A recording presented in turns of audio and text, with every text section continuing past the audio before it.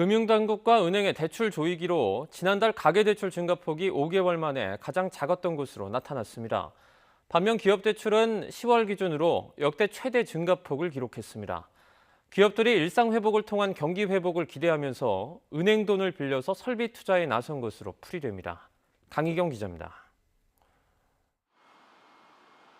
29살 김진호 씨는 전세자금 대출 2억 원과 신용대출 5천만 원으로 최근 전셋집을 마련했습니다. 안도의 한숨도 잠깐, 문제는 다른 곳에서 생겼습니다. 돈이 더 필요해 추가로 신용대출을 받으려 했지만 정부의 가계대출 규제로 발목을 잡힌 겁니다. 원래는 이제 추가적으로 신용대출을 더 받고 싶은데 지금 아무래도 대출 규제가 계속 강해지다 보니까 받을 수가 없는 상황입니다.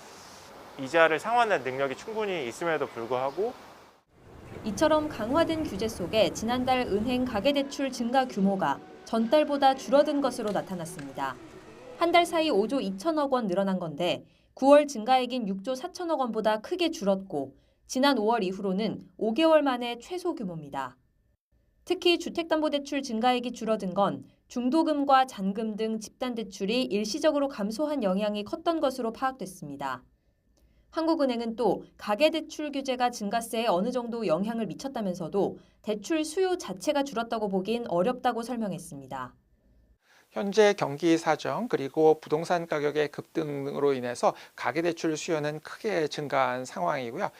증가 속도가 감소한 부분이 있긴 하지만 오히려 위험하거나 높은 금리의 대출로 이동하면서 실질적인 가계대출의 위험도가 증가하는 부분이 있고요.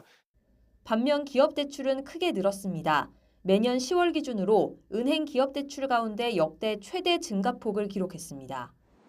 중소기업 대출 증가가 특히 눈에 띄는데 경기 회복 기대감이 커지면서 사업을 재개하기 위한 시설자금 대출 수요 비중이 컸던 것으로 파악됐습니다. 다만 한국은행은 코로나19 상황이 좋아져 대출 만기 연장 등 정부 지원이 끝나면 부실대출 문제가 생길 수 있다며 상황을 예의주시해야 한다고 설명했습니다.